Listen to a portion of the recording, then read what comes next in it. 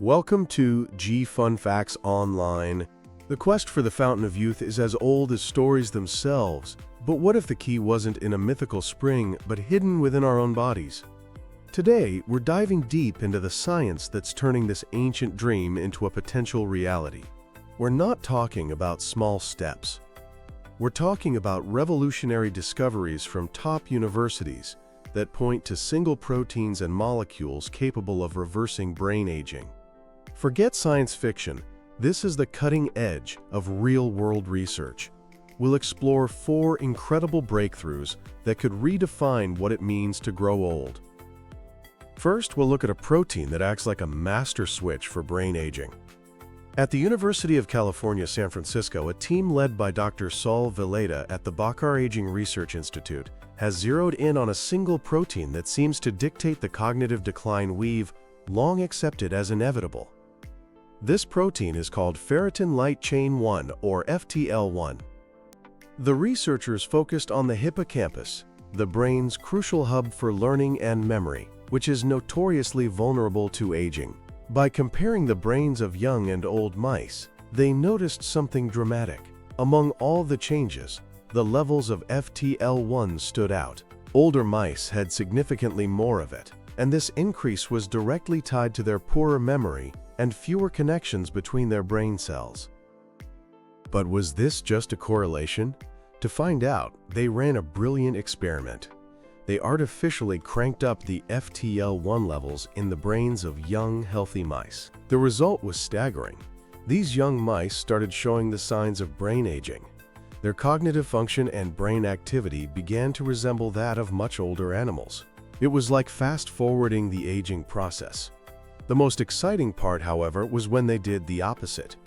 They took old mice and reduced the FTL1 levels in their hippocampus. The effect was a remarkable rejuvenation.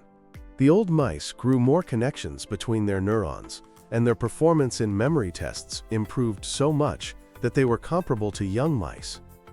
Dr. Villeda called it a true reversal of impairments, not just a delay. So how does this one protein wield so much power? The answer lies in its day job. FTL1 is involved in storing iron. The UCSF team found that when FTL1 levels rise, it leads to an accumulation of iron oxide inside the neurons. This excess iron is toxic. It causes oxidative stress and disrupts the mitochondria, our cells' tiny power plants. This damage is a known factor in neurodegenerative diseases like Alzheimer's. The research also revealed a metabolic connection. In old mice, high FTL1 slowed down the metabolism in hippocampal cells. But when the scientists treated these cells with a compound to boost their metabolism, the negative effects of FTL1 were blocked. This suggests that therapies aimed at supercharging our cellular energy could be a powerful weapon against FTL1-driven cognitive decline. The discovery of FTL1 as a central player in brain aging opens up an entirely new path for treatment. The goal is to develop drugs that can block FTL1's effects, potentially restoring lost cognitive function and keeping our minds vibrant for longer. From a single protein inside the brain, our next story takes us to a surprising source of rejuvenation: the liver. We've all been told that exercise is good for the brain, but the how has always been a bit of a mystery. The same UCSF lab that identified FTL1 has uncovered a key piece of this puzzle, revealing a remarkable communication line between the liver and the brain. The hero of this story is another protein, this one called GPLD1. Research, again led by Dr. Saul Villeda, showed that when we exercise, our liver produces more of this protein and releases it into the bloodstream, where it acts like a youth serum for the brain. The discovery relied on a fascinating technique called parabiosis, where 2 mice, one old and one young, are surgically joined, so they share a circulatory system. The researchers saw that old mice sharing blood with young, exercising mice showed significant brain improvements. When they analyzed the blood of these exercising mice, they found elevated levels of several proteins, but GPLD1 made primarily in the liver, was the standout. To confirm its role, they genetically engineered old, sedentary mice to produce more GPLD1 in their livers. After just 3 weeks, these mice showed incredible improvements in learning and memory, rivaling the benefits of 6 weeks of regular exercise. They also saw a dramatic increase in the growth of new neurons in the hippocampus. Here's the most mind-bending part. GPLD1 doesn't seem to cross the blood-brain barrier. It doesn't directly touch the brain. Instead, the liver sends this protein out as a messenger, which then triggers a cascade of other signals that do reach the brain, essentially telling it to get younger. As Dr. Vieta puts it, this is a liver-to-brain communication pathway that no one knew existed. This isn't just a mouse phenomenon. In studies with humans, researchers found that elderly people who are more physically active also have higher levels of GPLD1 in their blood. The potential here is immense. If we can understand the full signaling pathway that GPLD1 initiates, we could develop an exercise pill, a therapy that delivers the cognitive benefits of a workout to those who can't exercise due to age or illness. This discovery forces us to think of the body as an interconnected system, where an organ like the liver plays a vital role in keeping our brain young. Now, let's zoom in even further, from organs and proteins down to the very code of life itself, our chromosomes. At the tips of our chromosomes are protective caps called telomeres. Think of them like the plastic ends of your shoelaces. Every time a cell divides, these telomeres get a little shorter, and this shortening is a fundamental hallmark of aging. The enzyme that maintains these caps is called telomerase, and a key part of it is a protein called TERT. As we age, the gene that makes TERT gets switched off, our telomeres shorten, and our cells grow old. For years, scientists dreamed of safely reactivating TERT.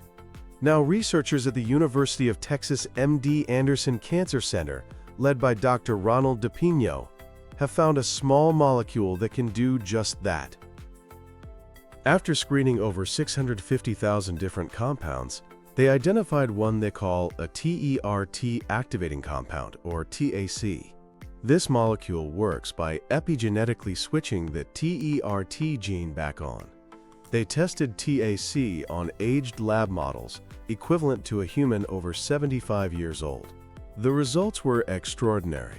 After 6 months of treatment, the animals showed a massive reduction in so-called zombie or senescent cells, and less tissue inflammation. Their brains started growing new neurons, and they performed better on cognitive tests. They even got physically stronger, reversing age-related muscle weakness. In mouse models of Alzheimer's, the treatment significantly reduced the amyloid plaques and neuroinflammation associated with the disease. What's so powerful about TERT is that its job isn't just about telomeres. It also acts as a master gene regulator, controlling a whole network of genes involved in learning, memory, and inflammation. By restoring youthful levels of TERT, the researchers effectively reprogrammed the animals' cells to act young again. TAT is a small molecule, meaning it can be easily absorbed by tissues throughout the body, including the brain, which is a huge advantage for treating neurodegenerative diseases. This represents a monumental leap towards a pharmacological solution to one of the root causes of aging. Our final story involves a discovery that is both surprising and stunningly simple. It's not a complex protein, but a common element you can find on the periodic table: lithium. Research from Harvard Medical School, led by Dr. Bruce Yankner, suggests that a deficiency of naturally occurring lithium in the brain could be one of the earliest triggers of Alzheimer's disease. For a decade, Dr. Yankner's team investigated what sparks the devastating cascade of Alzheimer's. They analyzed about 30 different metals in human brain tissue, and only one showed a significant difference between healthy brains and those with Alzheimer's: lithium. The brains of Alzheimer's patients were depleted of it, even in the very early stages. This suggests that lithium isn't just a drug for mood disorders, it's an essential nutrient for the brain, protecting it from the stresses of aging. To test this, They fed healthy mice a diet low in lithium. The animals' brain lithium levels dropped to those seen in Alzheimer's patients, and sure enough, they started to show signs of accelerated brain aging, including inflammation and cognitive decline. In mice bred to have Alzheimer's, lithium depletion made the disease much worse, speeding up the formation of the toxic amyloid plaques and tau tangles. But here's where it gets really interesting. They discovered a vicious cycle. The amyloid plaques themselves were binding to and trapping what little lithium was left, making the problem even worse. So the team found a type of lithium, called lithium orotate, that could sneak past the plaques. When they gave lithium orotate to the mice, even those with advanced disease, the results were remarkable. It reversed the damage, restored memory, and helped the brain's immune cells clear away the toxic plaques. Importantly, the doses they used were far lower than the high doses of lithium carbonate used for bipolar disorder, suggesting a low-dose, nutritional approach could be both safe and effective. This research opens a new chapter in our fight against Alzheimer's, suggesting a simple, inexpensive compound could be used to prevent or even reverse the disease. The discoveries of FTL1, GPLD1, TERT, and the role of lithium are transforming our understanding of brain aging. The idea of reversing cognitive decline is moving from fantasy to a tangible scientific goal. However, the path from mice in a lab to medicine for humans is long and challenging. Promising results in animal models don't always translate to people. For each of these potential therapies, rigorous human clinical trials are needed to prove they are both safe and effective. Developing a drug to block FTL1 without side effects or delivering a protein like GPLD1 effectively are major hurdles. With TERT, there's always the concern about cancer risk, as cancer cells also use telomerase to become immortal. And while low-dose lithium is promising, its long-term safety in older adults needs careful study. Beyond the science, there are ethical questions. Who gets access to these treatments? What are the societal implications of radically extending our health span? These are complex issues we must consider.